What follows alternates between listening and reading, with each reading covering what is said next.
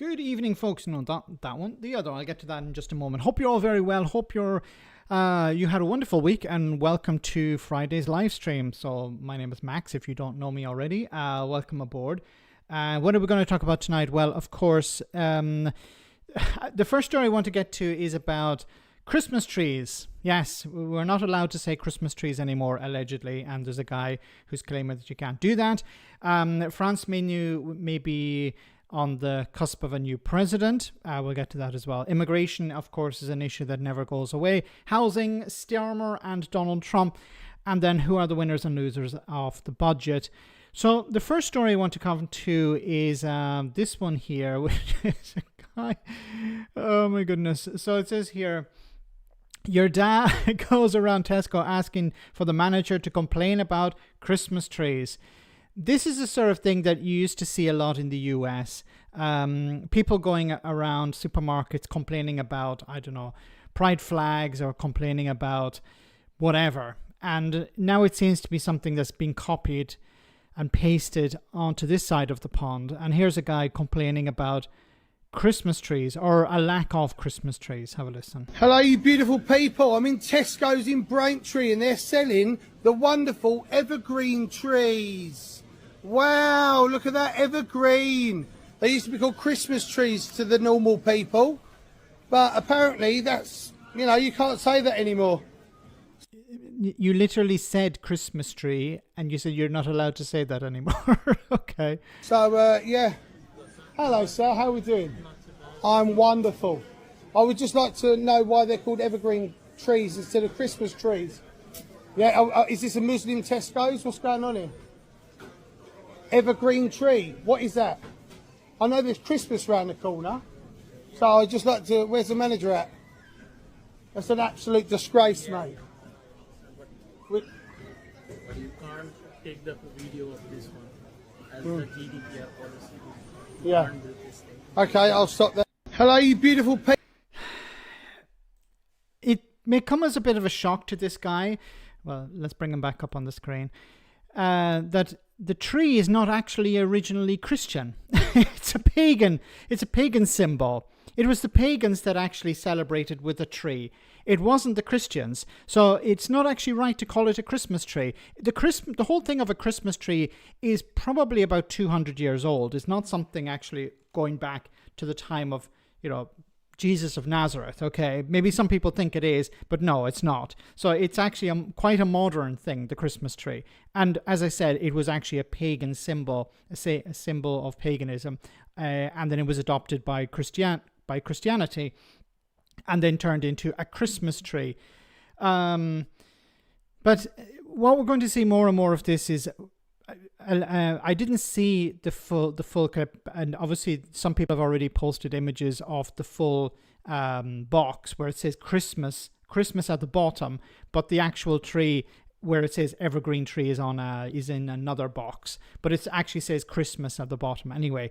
But these people are looking for something to be angry about. Can you imagine how it must be amazing to have so much time in your day, nothing else to do, that you can go out looking for things to be angry about?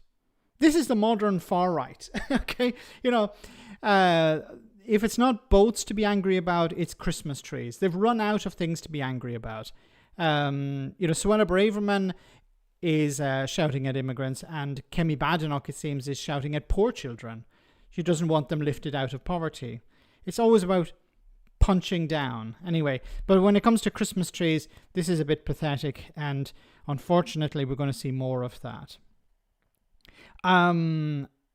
Free the two Davies. This is so David McGuinness. I hope to have a chat with him going forward. I don't know if you guys know, but he was arrested. You can find information about it on his channel, on his YouTube channel, but he was arrested for allegedly supporting Palestine Action. So I'm hoping to have a chat with him about that, and maybe we can do a video together and see what went down. But we'll talk about that more as I have something confirmed. Anyway, let's move on to the next story. So related to immigration somewhat, because of course the guy before is, I can guarantee you that he votes for Reform UK. Anyway, it says here, France will soon be able to intercept suspected migrant taxi boats in the Channel. So this is going to work out really well, isn't it? What's the government saying about it here? Well, there hasn't been an awful lot of official reaction from the government to this. They're effectively saying that we need to wait for the French authorities rather than this being something that's going to come to from them, although they are stressing the fact that the UK and the French have been working together very closely to tackle the issue of the small boat crossings. But really, this has been a massive bone of contention between the UK and France for many years now, as those numbers have increased, and particularly given the UK has spent £500 million over 3 years given to the French to help tackle this issue. Now, the government's saying today, well, the French have stopped 20,000 crossings this year alone as a result of that, working together, sharing intelligence, investment in new technology, which this money has been spent on. But clearly there are many in British politics who want the French to be seen to be intervening in a more muscular way. Clearly there are concerns, as Alistair was explaining there, about the risks of that. Charities warning it could lead to a loss of life at sea. You know, this whole thing of, okay, what we need to do is get tough on people who don't want to stay in France but want to come to Britain because they have some sort of connection to Britain. As I keep saying on this channel, why are the asylum seekers leaving? Why are they not staying in France? Because they don't want to stay in France, because they have no connection to France. You know, Reform UK, Reform TV, the Conservatives will say, well, these people should stay in France, but they don't want to stay in France. There's no obligation on them to stay in France, and France doesn't want them. They don't want to stay in France, and France doesn't want them. They want to be in the UK because they have family or some sort of connection to the UK. They speak the language, or they have maybe a job lined up. And using the asylum system is the only way to get in because the visa system has been closed off. Welsh Wing, thank you so much for that super chat. Hi Rob, big fan. Did you see both Sky News and Good Morning Britain promoting an AI video of Kemi rapping against the budget and Susanna Reid laughing along with it? It makes me disgusted. I actually saw that, so I didn't actually bring it up. Let me see if I can do it here. I go to YouTube. I show you guys because I was really shocked. I'll go with Sky News because I saw it promoted on Sky News.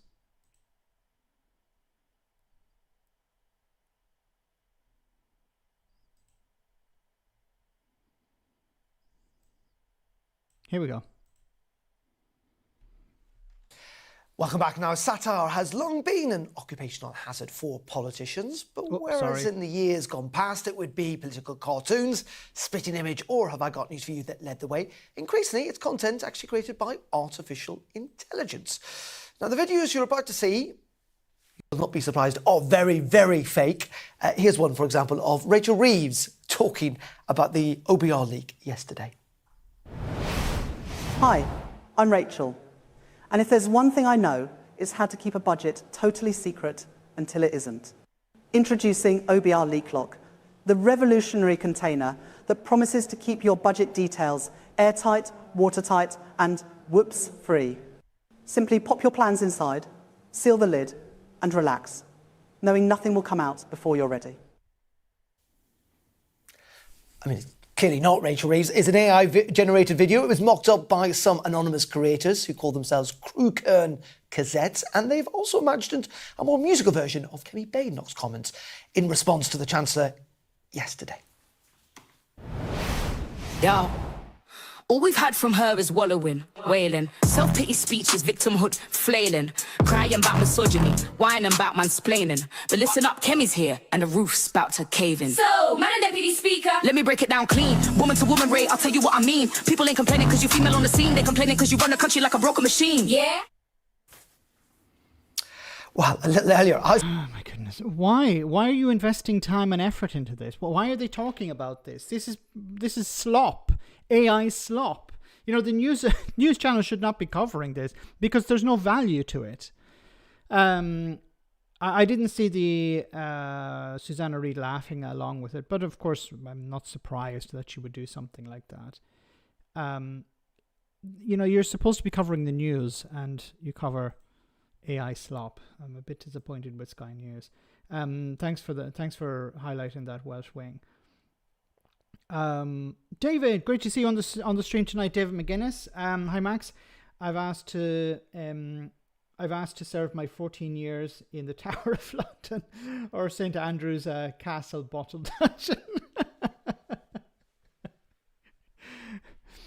Solidarity with you.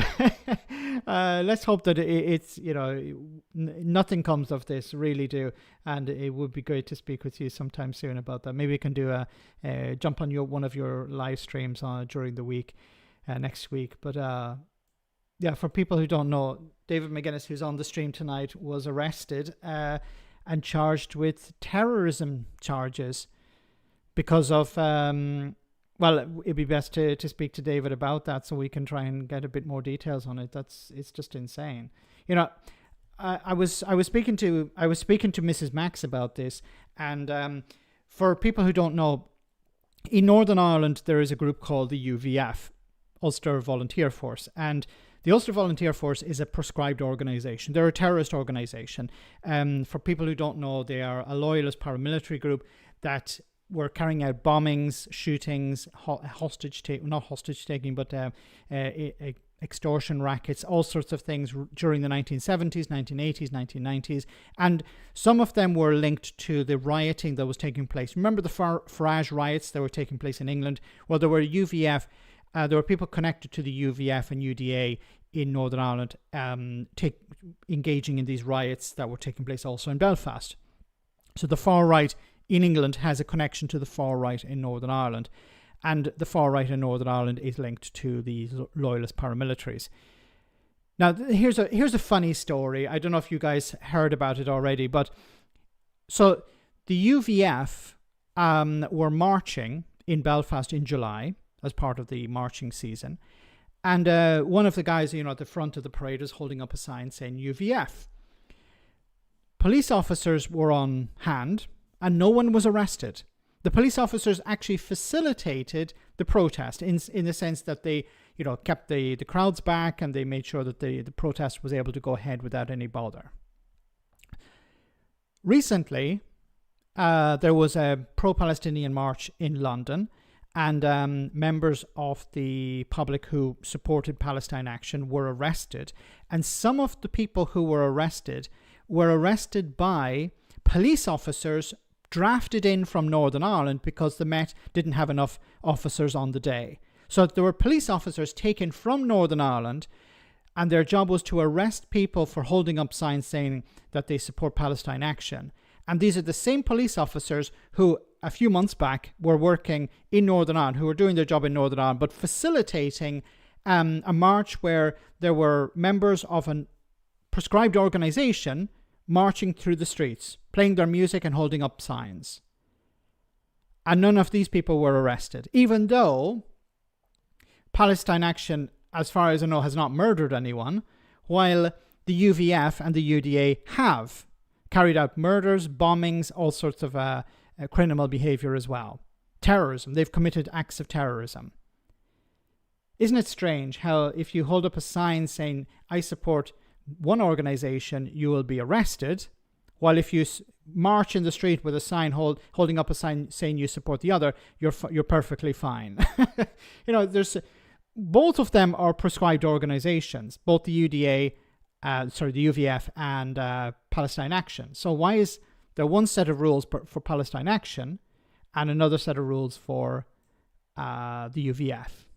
Because if you believe that Palestine Action is a terrorist organization, that's your opinion, and you have every right to believe that. And you're technically you're right, because under UK legislation, Palestine Action is a terrorist organization. But the UVF is as well.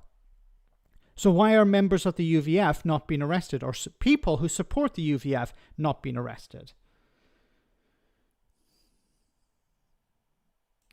Where they're also called the Ulster Volunteer Fighters. Yes. There's the UVF, there's the UFF, there's the UDA. The UDR was, I think, the official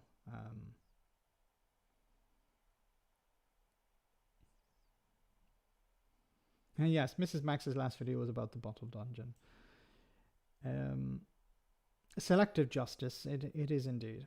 Max, Reformer are charging donkeys for their new merch. Do you think the Greens should take a leaf out of Reform's book like this? Maybe, although people on the right are very happy to part with their money for grifters like Tommy Robinson or Nigel Farage. Remember, Nigel Farage was doing 70 quid a pop videos, and he was willing to say like up the ra and stuff like that. So, oh my goodness, yes. Maybe the Green Party should do something like that. You know, I'm with Zach or something like that. You know, can't do them any harm. You know, Farage is selling black shirts, literally black shirts. Maybe brown was sold out, but they're selling black shirts at the moment. Anyway, let's move on to our next story.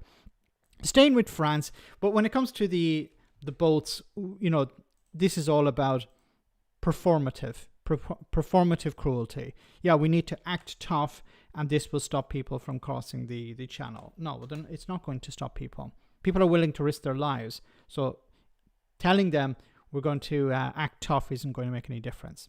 Anyway, here's another story from France. Jordan Bardella is just 30 years old, but he could be the next leader of France. Because for the first time, a poll this week put the far-right politician as the favourite to win the French presidential election in 2027.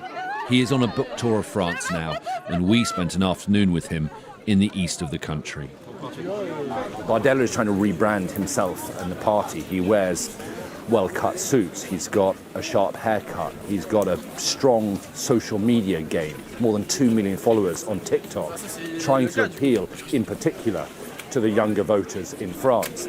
And it is working. We find that he thinks about us, about future generations, and that he's trying to improve things for us. We really feel like he's there for us. Everything he says is really good. He's got a bit of humour as well. For over an hour, Bardella moved through an often hysterical crowd, flashing his smile and posing for selfies.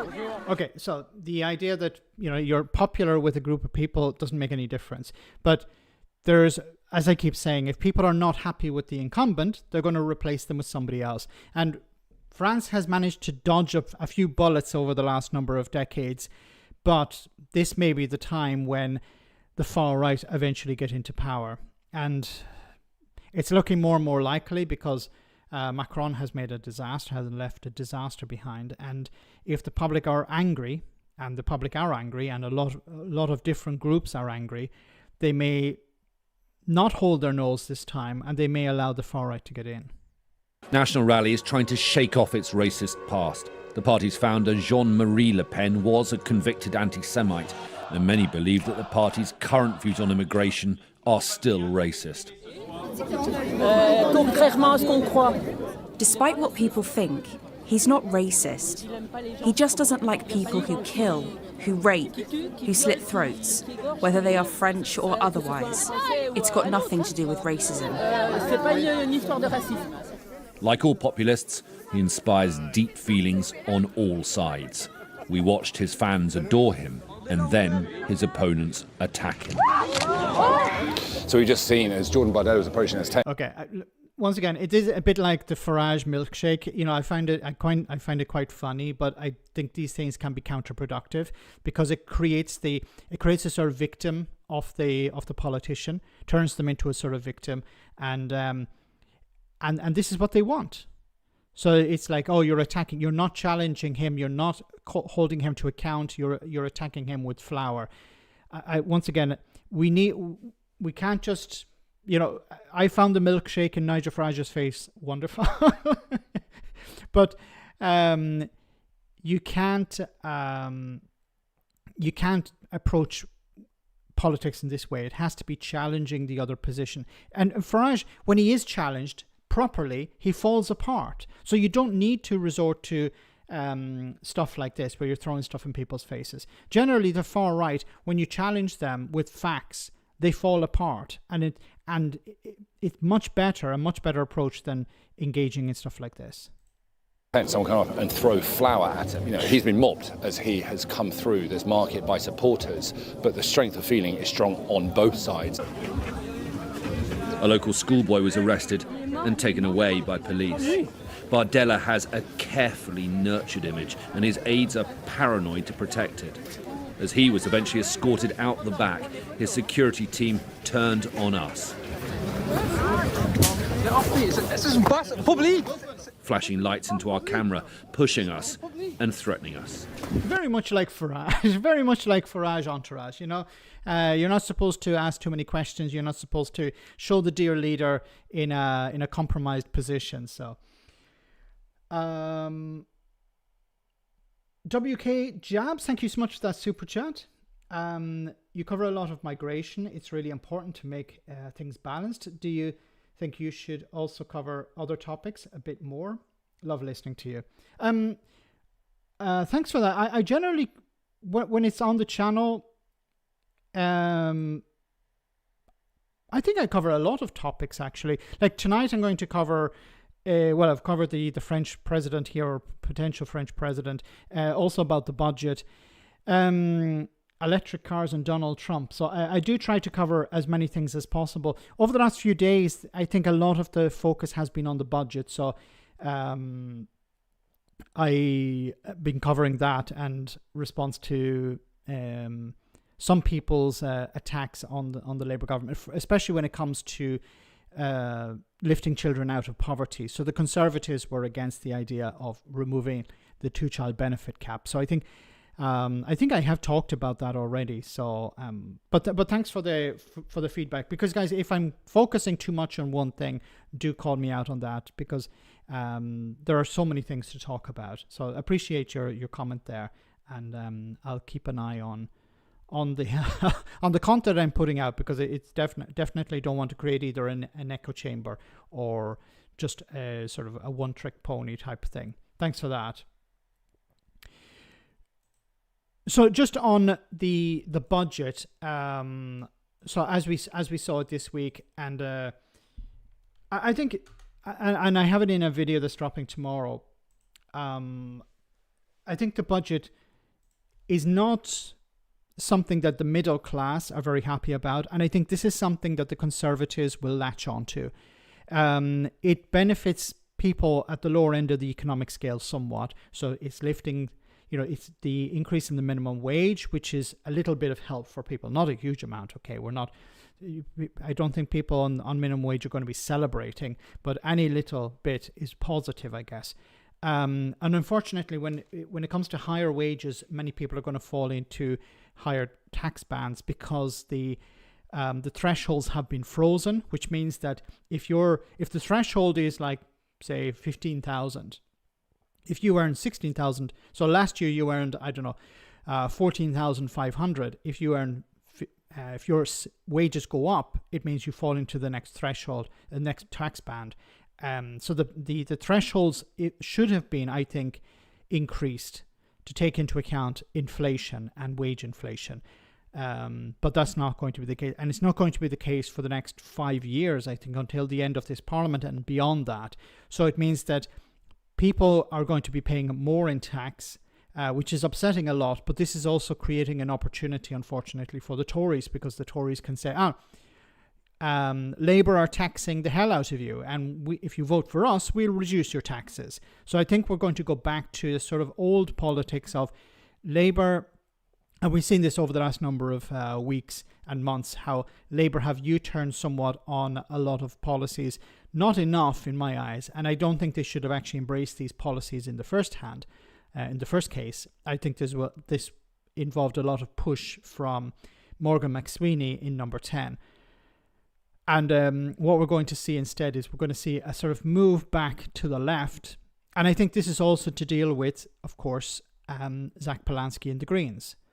So Starmer is seeing support move away from Labour to the Greens. He's also seeing support go to Reform, but more of it is going to the Greens and the Liberal Democrats. And they know that we need to do something about it. Now, I've said before, you need to have a vision and you need to improve the lives of ordinary people. If you do that and convince them that you're responsible for that, then they're going to come back and vote for you. But we're going to have to wait and see if they're improving the lives of enough ordinary people, and they've improved them enough. So there are a lot of caveats here. Have they improved the lives of ordinary people? Have they improved it enough? And also, have they convinced them that they're responsible for that? Because one thing is improving the situation, but if people don't associate you with that improvement, they're going to vote you out. So Labour have a bit of a mountain to climb. And I think we're going to start to see, the Conservatives move away from the anti-immigration rhetoric and more to small government rhetoric. So look at, of course, they're not going to abandon the anti-immigration stuff, but they will focus, I think, more on taxation, on small government, on bureaucracy. It's hypocritical because the Conservatives are about destroying the economy and making the lives of also business owners much worse. Look at Brexit and look at austerity. So these are two things that have made the lives of ordinary people worse and made the lives of business owners worse, unless you're, running a massive business or you don't export or import. So it's in this case, I think the Conservatives are now starting to find their feet, and maybe Kemi Badenoch is somewhat covered here because she no longer has to talk about immigration, and she can present the Conservatives as an alternative. And I keep saying, and remember this, people have very short memories. Voters have the memories of goldfish. And what's going to happen at the next election or on the run-up to the next election, people will forget about Boris Johnson, they will forget about Liz Truss, they will forget about when the Tories were in charge. And many people will say, maybe we should give the Conservatives a chance. I don't know how many people will do that, but we're starting to see it with voters. People are starting to move from Reform to the Conservatives. Some people are moving from Labour to the Conservatives. At the council level, we haven't seen any real election, MP level test yet. It'll be interesting to see if there are any by-elections coming up soon and how the Tories do there. At the moment, they're not doing very well at all.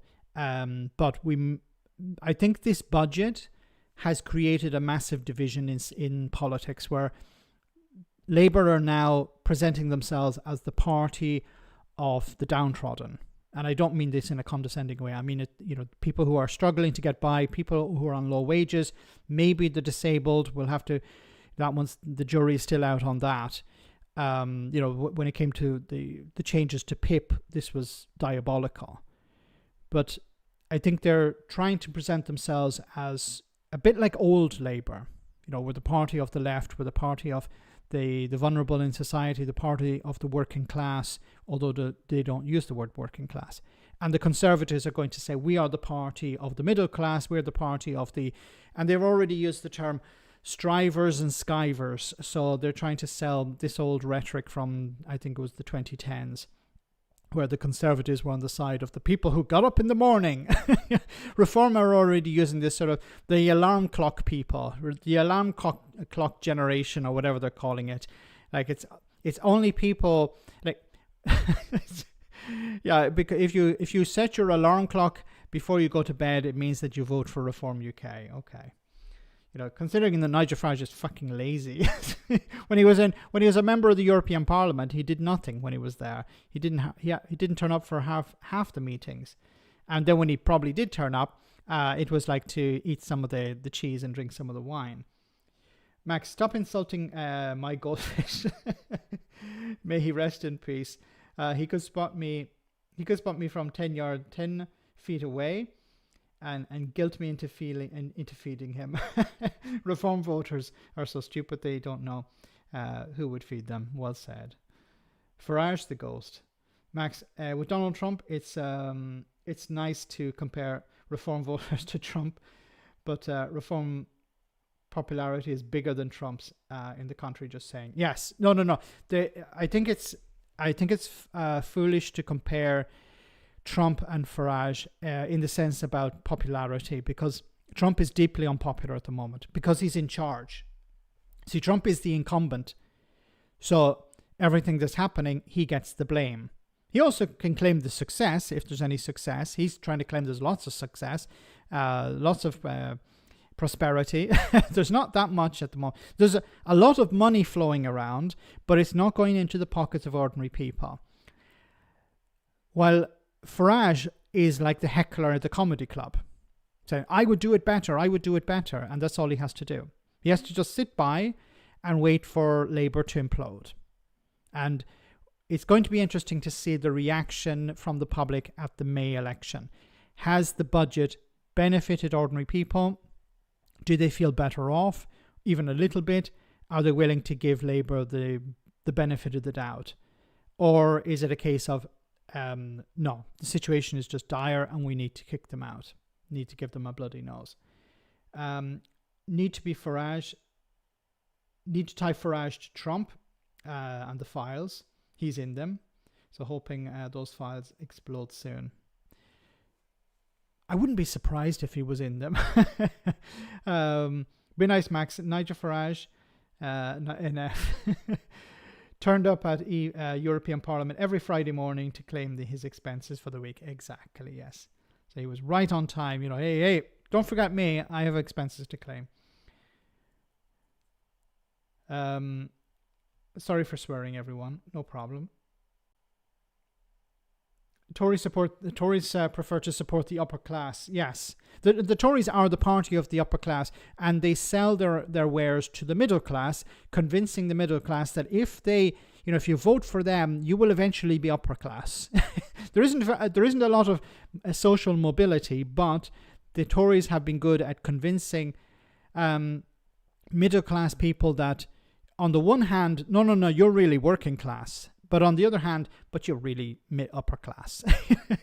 Boris Johnson being able to go to factory warehouses and convince working class people that he's on their side. That was gold back in 2019. Remember Boris Johnson, workers holding up signs saying, I back Boris or something like that.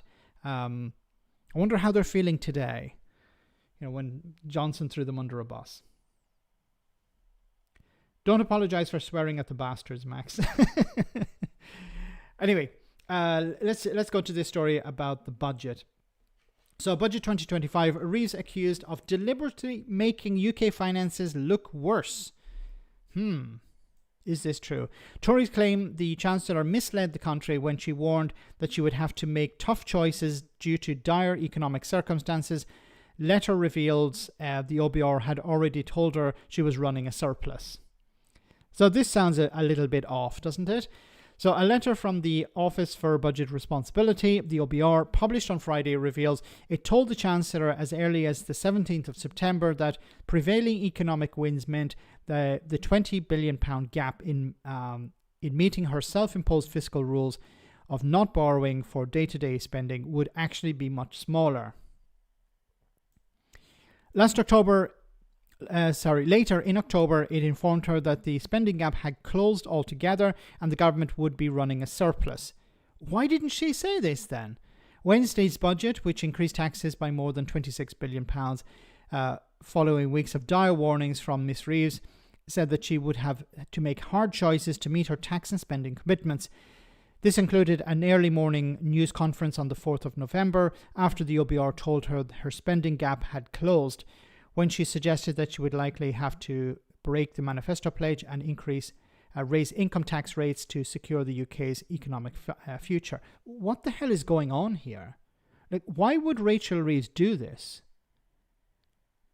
I can understand if she had downplayed it in the run-up to the this could have been a wonderful situation for her. She could have said, look, in the run-up to the budget, things are bad, and then at the budget pulled a rabbit out of the hat and said, hey, we actually have a surplus. But then if you have a surplus, then you're not able to, maybe this is the approach. If she said that everything is really well, then she wouldn't be able to justify tax increases. And everyone would be saying, hey, if you have lots of money, then you should be funding public services more. So maybe she thinks it's good now, but if she, this could come back to bite her in the backside next year or the year after. But I think it's always important to be transparent, to be clear with the public. And it sounds sort of political shenanigans where you're you're trying to tell the public, no, everything is terrible. I need to increase taxes. When the situation isn't so bad, and then she's able to justify spending more money on public services. So she can get away with spending more on public services when she said, well, the situation is bad, but we need to increase taxes. I don't know. It all sounds a little bit dodgy to me. Anyway, guys, we're about halfway through the stream, so I just want to take a short comedy moment, and we'll be back in just a jiffy with more stuff about Keir Starmer and Donald Trump. So don't go away. And to avoid liability, shifting production to Thailand.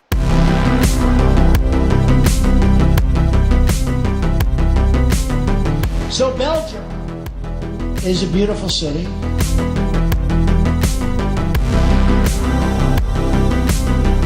To be joined by the leaders of Cote d'Ivoire, Ethiopia, Ghana, Guinea, Nambia. To think that we settled Azerbaijan.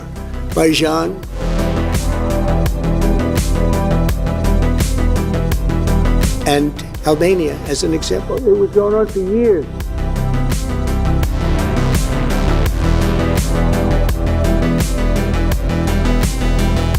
Cambodia and Armenia was just starting, and it was a bad one.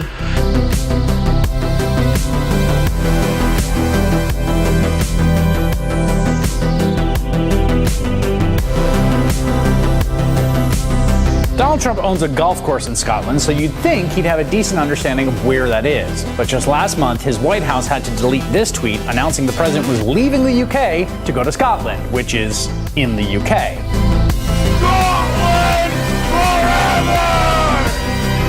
So in a meeting, Donald Trump apparently was studying a map, a briefer's map of the regions, and he pronounced Nepal as nipple, and he had to be told not to call it nipple.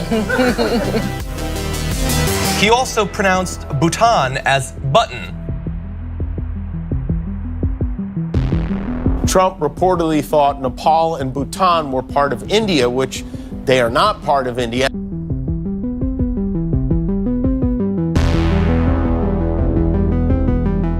President posting a Truth Social just moments ago that he will meet with Russian President Vladimir Putin next week in Alaska. I'm going to see Putin. I'm going to Russia.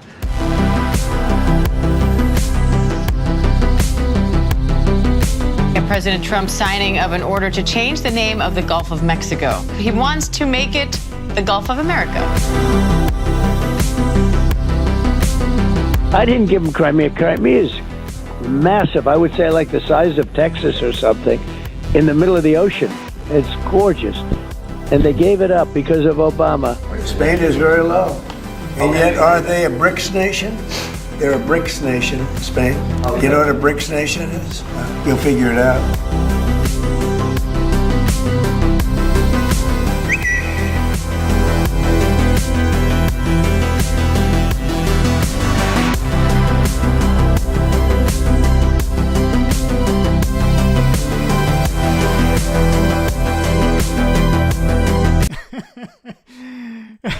I like the comment. He's like an evil Homer Simpson. He's like an evil Homer Simpson is right. So let's move on. Oh my goodness. Good job he's not in any sort of position of power. It's good job that Donald Trump is not president or anything like that. I'm just thinking, you know, when the next president, if there is another president, if he allows another election, but let's say there is another, you know, for the sake of argument, and let's imagine there's a new president coming in. I don't know, AOC or something. I would love to see AOC as the next president of the United States. But you can imagine them going in and going, what the hell is this mess in here? Take all that shit down. That, you know, cheap gold that Trump bought on, I don't know, on Wish or whatever it was. Anyway, why developers are worried about jaws of death in England's housing market. So this is from Sky News.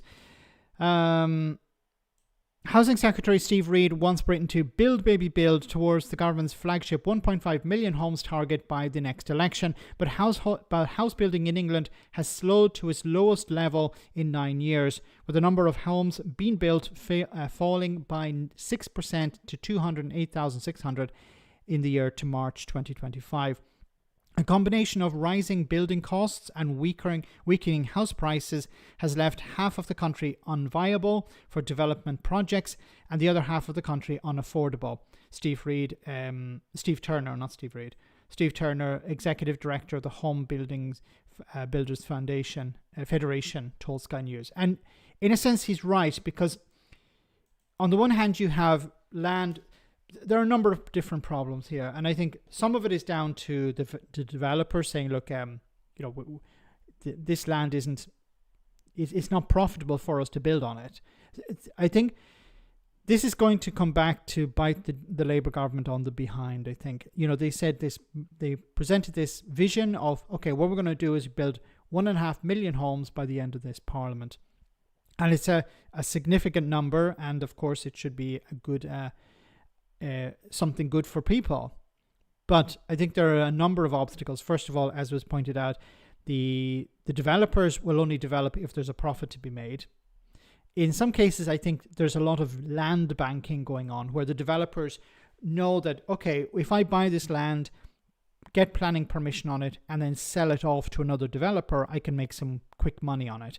And it's risk-free, because if you build on the land, there's a risk that, the properties don't get finished, or the businesses that you rely on to construct the properties end up going bankrupt, and you don't end up finishing the work. And then you're left with properties that you can't sell, or that you have to sell off at a loss. This is a massive problem. There's also the issue of how do you access the materials needed. As was pointed out in the article, the cost of materials is going up all the time. Land is, of course, the most expensive thing to build on. Well, obviously, it's the most expensive part of the cost. It's the biggest part of the cost, I think. Not the actual construction itself, but the land is very expensive.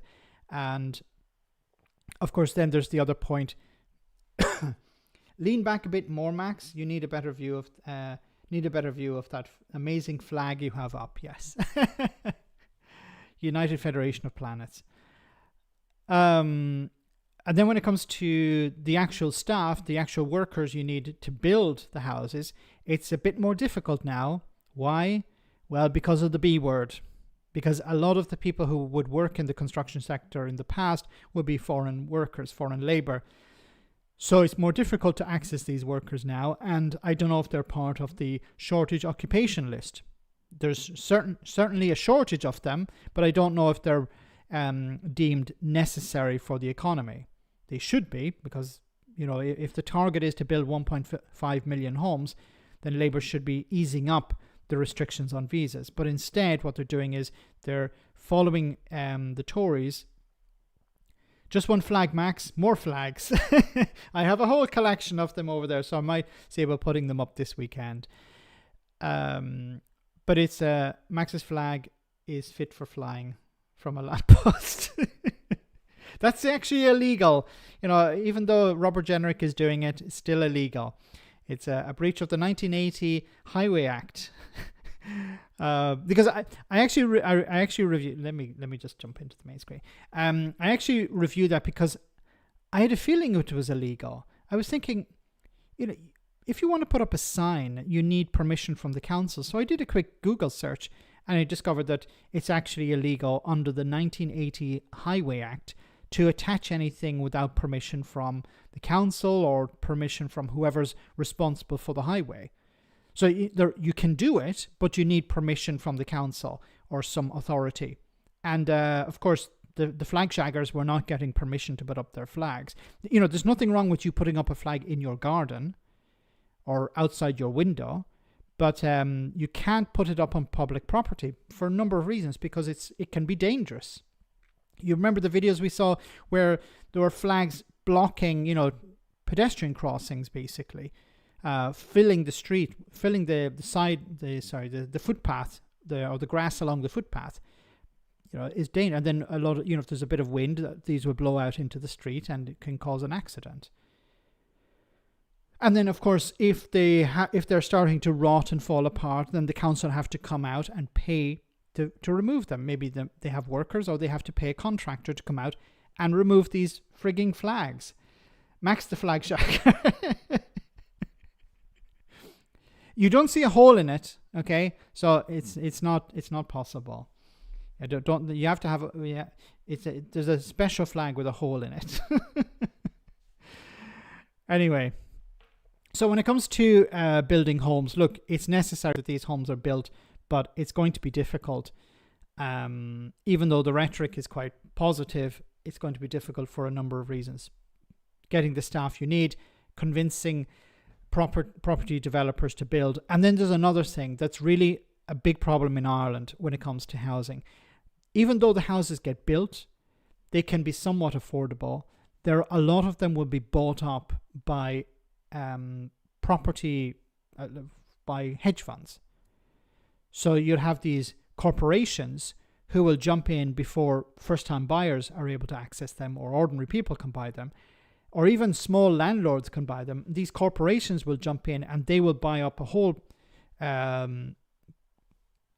bunch of houses, and then they will rent them out as a business.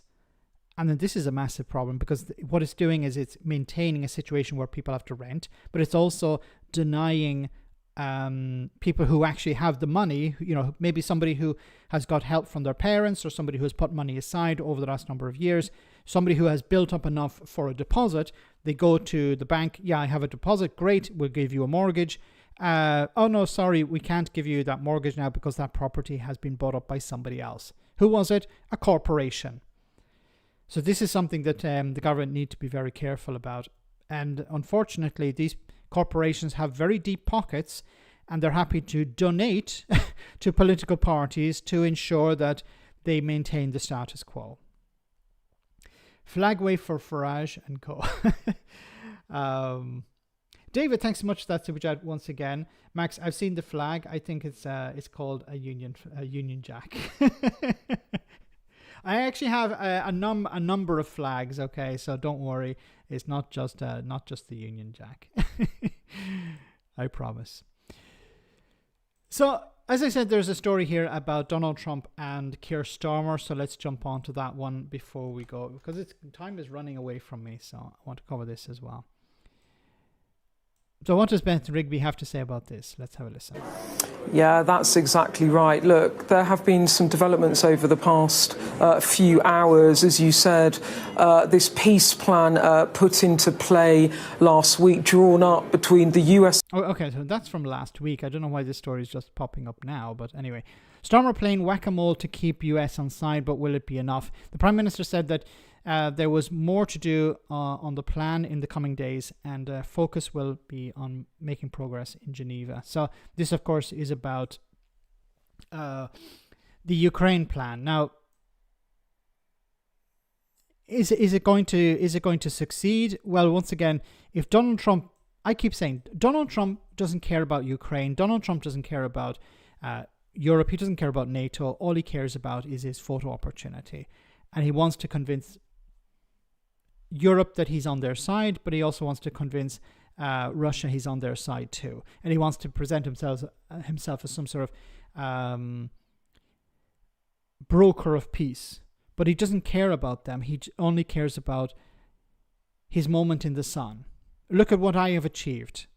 Give me the Nobel Peace Prize. I've succeeded in the Middle East. We have peace in the Middle East. As long as you don't look at the Middle East, don't look at what's happening now.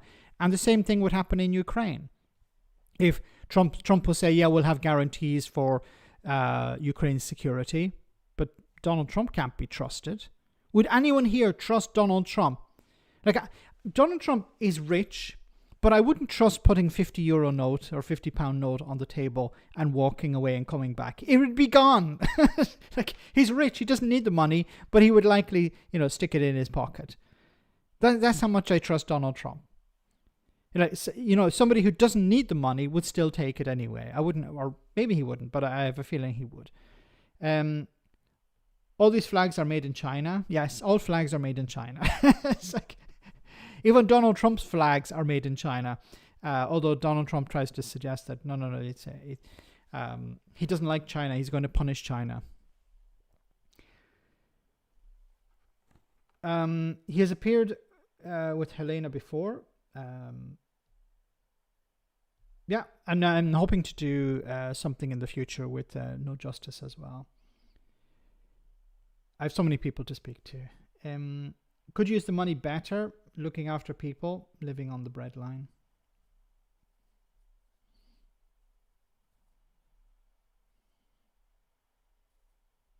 Is anyone talking to Ukraine? Well, the Europeans are talking to Ukraine, and I include Keir Starmer in the Europeans, but he stole that football trophy. He's got previous. Really? I'm not surprised by that. I shouldn't be. I'm not really surprised. Anyway, let's go to our final story for tonight, which is, of course, the budget. Who are the winners and who are the losers? Are there any winners? Are there any losers? Well, let's have a listen to Ed Conway. So we had the budget documentation, but day 2 after a budget, it's all about the kind of post-match analysis. So we hear from the Resolution Foundation, from the Institute for Fiscal Studies, all these pointy heads, all the think tanks basically tell us, do the numbers add up? What was actually going on beneath the surface here? And here's the big picture here, okay? So this is basically showing you the extent to which things changed as a result of all sorts of different factors. Do you remember in the run-up to this budget, there was so much talk about how the Office for Budget Responsibility had changed its productivity forecast. This is what we were briefed, by the way. They changed their productivity forecast so much that it was going to raise the deficit, and so the government was going to have to step in with tax rises, maybe even income tax rises. Well, here's what actually happened, because we now have the numbers.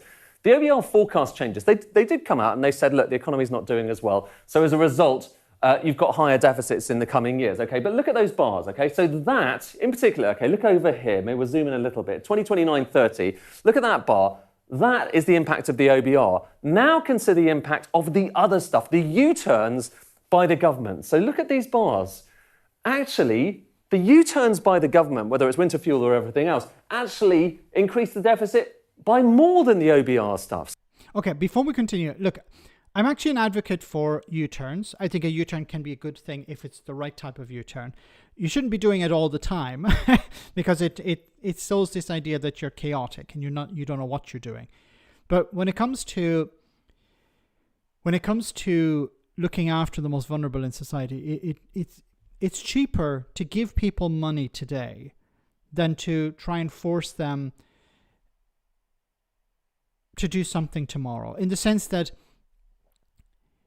it's cheaper to help people out of poverty than to try and fix the problems of poverty later on.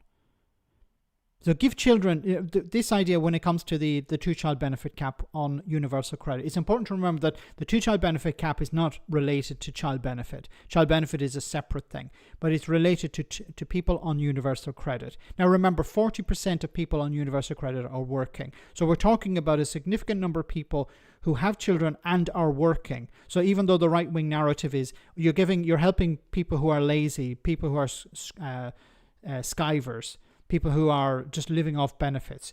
When it comes to universal credit, the two-child benefit cap on universal credit, it was right to remove that because according to charities and organizations, it will lift about 300,000, I believe, 300,000 children out of poverty. Now, it's costing £3 billion, but that's a massive saving over a long period of time because if you lift people out of poverty, they don't have to, they end up less likely getting involved in crime because we know crime is linked to poverty. People don't end up in hospital as much because their quality of life have improved, so their health improves. So if you end poverty, you end a lot of problems related to poverty, which are extremely expensive. When it comes to the criminal justice system, it's cheaper just to give people money to stay out of prison than to put them in prison. I'm not talking about violent criminals. I'm talking about just petty crime or non-violent crime. It's actually cheaper just to give people money. Stay at home. Here's some money. Stay at home, than to put them in prison. But also, if you deal with issues like poverty, you don't end up having to deal with crime as much or the other consequences of a broken system. The VOBR have got F all right so far. Yeah, the OBR have got F all right, fuck all right so far. They were set up by the Tories in the 2010s, I think, with the coalition government with the Lib Dems, and it's just a cover for the Conservatives to impose austerity at the time. It's like, oh, it's not our fault that we have to impose austerity. The OBR has told us that we have to do it. So it was a sort of scapegoat or a sort of cover, and I think no government wants to get rid of it because it will be seen as, oh, you don't want to be independent, you don't want to be fact checked, or you don't want to be following the rules. You know, you don't want an independent oversight on your involved in your actions, in your economic decisions. So I don't think people are going to get rid of the OBR, but it doesn't really serve any purpose apart from creating cover for austerity. Thanks, David. Kirsty, thank you so much for that super chat as well. All the doom and gloom of the budget, but yay, it's Black Friday. Spend. Yes, that's true. That's true indeed. UBI for the poor. I think we're going to see a UBI eventually. I keep saying, look, this is something I really don't understand, guys. I've been following AI, new technologies for some time, and this is something that's really going to change the world. And if you look online about news reports on it, they're not getting a lot of traction. And the government isn't talking about AI. And what we're going to start to see a freeze on employment. I'm sorry if this sounds doom and gloom, but this is the reality of the situation. We're going to see a freeze on employment because businesses realize, hey, we can use AI to do a lot of this work, or we can get they'll say empower the current staff with AI, so we can get the staff to do more work. We can extract more from them if we give them these AI tools. And a number of companies have instructed their staff to use these AI tools, and if they don't, well, there will be consequences. And if you're good at these AI tools, you're going to succeed in the business if you're able to sell this as a skill that you have. But it means that many businesses are not going to hire junior staff because they're going to rely more and more on the AI to do this work. And this means that a lot of young people will be blocked from progressing in their careers because the very beginning of their career, of course, is working in a junior role. And this is going to create a lot of problems. So businesses are going to rely more and more on AI. More and more people are going to realize, hey, there aren't any opportunities. And it's not just about not getting the first job, it's about opportunities later on. So the government need to step in and provide an alternative, like a UBI or a universal basic service idea, where you provide everything for people. Sounds a bit like communism. Maybe it's a bit more like Star Trek. But it's you need to provide to people, otherwise there would be destitution. And then we saw, as we know, crime is related to poverty. Glasgow Gal, thank you so much for that super chat. So Trump leaving the UK for Scotland. Is Trump pro-independence for Scotland? I don't think Trump wouldn't be able to find Scotland on a map if you showed him a map of Scotland. But yeah, it's actually a case of Trump doesn't know very much stuff, and he's not very good at geography. He's not very good at economics. He's not very good at speaking. He's not very good at reading a teleprompter like myself. He's not very good at a lot of things, but he's very good at convincing people that he's the opposite. And unfortunately, that's all you need in politics. You don't actually need to be clever. You just need to be good at convincing others that you are. David McGuinness, thanks so much for that super chat as well. Call centers are now all AI chicken farms. Are gone. No more hot desking. So that was a huge thing in the late 90s and early 2000s. And I think we're going to see more and more of that. And you're going to see more and more, machine to machine. So instead of actually you calling, a place, I don't know, to order a curry or something, you'll actually ask the the agent, the AI, to order the curry for you, and it will speak to an agent or an AI in the curry restaurant, in the Indian restaurant or whatever, and then they will just ship it to you, and you won't even have any communications with people, which is really sad. I think it's going to, instead of bringing people together, which technology was supposed to do, I think AI is actually going to separate people more and more. And more and more people are relying on the AI and just talking to the AI, which is kind of sad, isn't it? This is why I love talking to you guys. Unless you're all bots. Maybe I'm a bot. I don't know. Maybe maybe we've already passed that. Maybe this is just a glitch in the Matrix. Maybe we're all living in a simulation. I don't know if you believe that or not. Some people believe it, actually. There's according to one scientist, it's about a 98% chance that this is all a simulation. I'll get into that another time. Who, me? Bot? No. AI is going to tear us apart. Look at the video at the beginning of the live stream where you had these AI videos of Kemi Badenoch rapping and Rachel Reeves with her unleakable pot, or was it Tupperware? Are you a robot from the film Black Hole Max? Black Hole, wasn't that the one from 1979? Bring back Dennis Healy's 98% tax rate for the super rich. Yes, that would resolve a lot of problems. As we're seeing greater and greater inequality,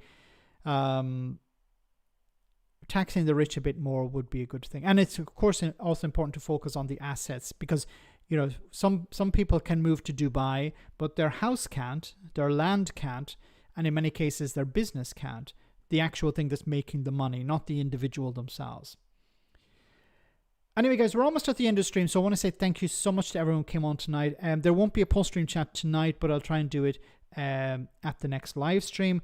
So before we finish, we have our one for the road. So I hope you enjoy this before we go. Let me bring it up here.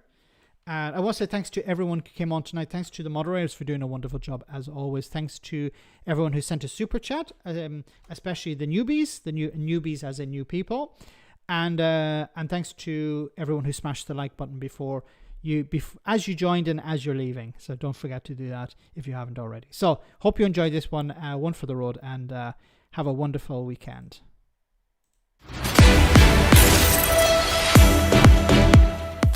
Welcome to Broken News. Well, it's almost Christmas time, and that can mean only one thing. No, it's not you forgetting that it's her turn with the kids this year, and so she's taking them to St. Lucia because her new boyfriend works in finance, is 10 years younger than you, with thighs like mahogany serrano hams. So that means it's just your fat self, 3 tins of Quality Street, and crying through the living daylights while necking a bottle of Jim Beam. Again. Sorry about that. The major retailers are releasing their traditional Christmas commercials, and our reporter, Don Triceratops, has been taking a look. Don, what's in store for us this year? Thanks, Herb, and you've just reminded me that my ex has got the kids this year too.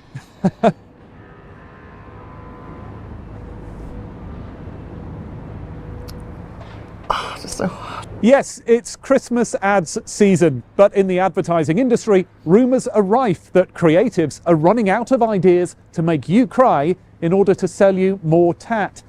It was ages ago when John Lewis started the trend, releasing a 3-minute advert about some soppy shit, I don't know. Every year since, more and more and more and more retailers and brands have followed suit, with the adverts becoming longer and more depressing. Whether it's mum dead, dad dead, granddad dead, a granny with eye cancer in a bid to get you to buy more roll plugs from Wix, or a litter of kittens falling into a mincer to sell you Hotpoint's new washer dryer.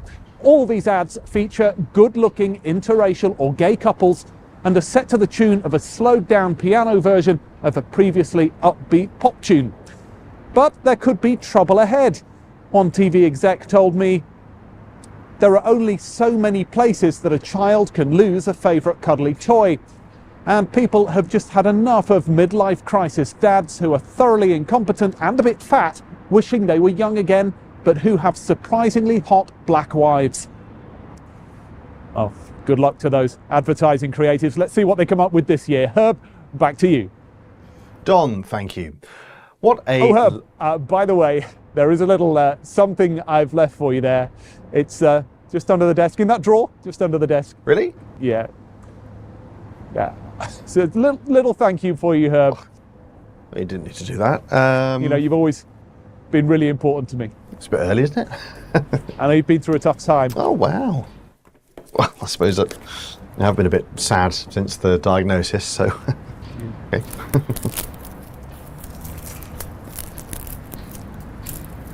What it could be.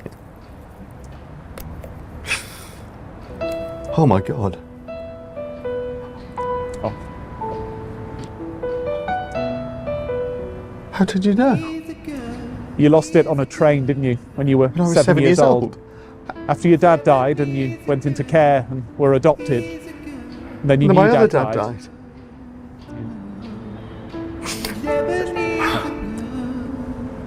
Merry Christmas, Herb. What a lovely story. That's all from Broken News. You're up to date. Shaniqua, come and look at this.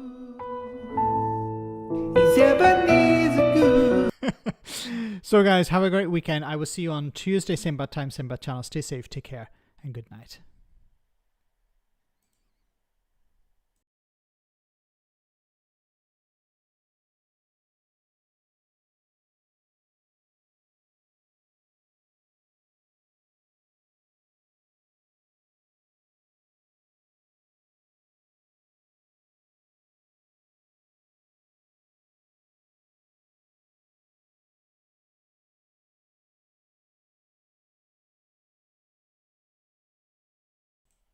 One moment, I saw Peter. Peter posted a question, super chat.